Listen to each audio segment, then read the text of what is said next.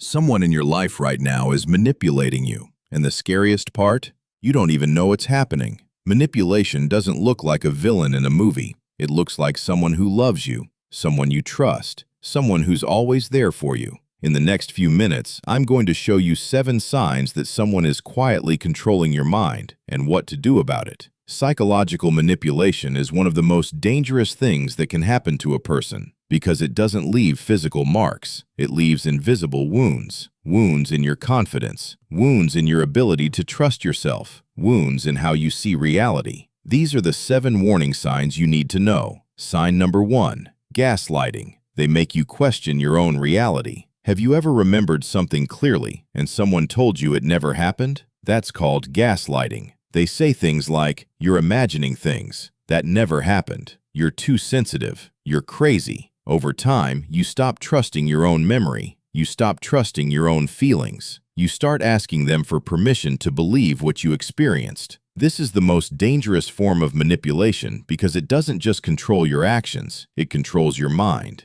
Sign number 2. Love bombing. They overwhelm you with affection early on. In the beginning, everything feels perfect. Too perfect. They text you constantly. They say "I love you" within weeks. They call you their soulmate. They make you feel like the most special person in the world. And then, it stops. And now you're addicted to trying to get that feeling back. Love bombing is a trap. It creates emotional dependency before the manipulation even begins. You spend the rest of the relationship chasing those first moments, doing anything to bring them back. Sign number 3. Silent treatment. They use silence as a weapon. They don't yell. They don't argue. They just disappear. No texts, no calls, complete silence. And somehow this silence feels worse than any fight. That's exactly the point. The silent treatment is punishment. It says, "If you don't behave the way I want, I will withdraw my presence." And your brain, which is wired for connection, will do almost anything to end that silence. You apologize for things you didn't do. You change who you are to avoid the silence. You walk on eggshells every single day. Sign number 4.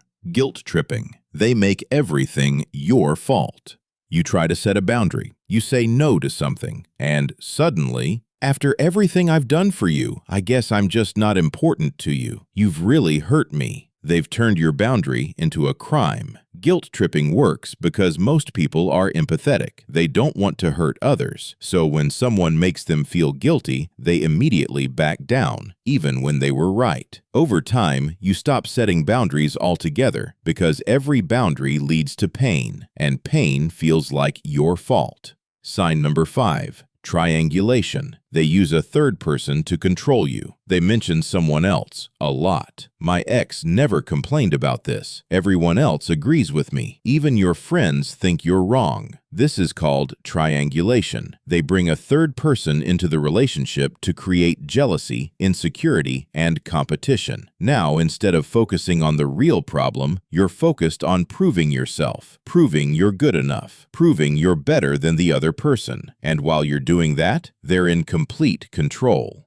Sign number 6. Moving the goalposts. You can never win. You do exactly what they asked. You change. You improve. You try harder. And then they want something else. The rules keep changing. The expectations keep rising. No matter what you do, it's never enough. This is called moving the goalposts, and it's designed to keep you in a constant state of trying to please them. If you could never reach the goal, you would never feel good enough to leave. That's the trap. Sign number 7. Playing the victim. They flip the script. You try to talk about something they did wrong, and somehow, by the end of the conversation, you're the one apologizing. How did that happen? They played the victim. Every time you confront them, they turn it around. Your pain becomes an attack on them. Your needs become selfishness. Your truth becomes a lie. And you leave the conversation feeling confused, guilty, and apologetic for something they did to you.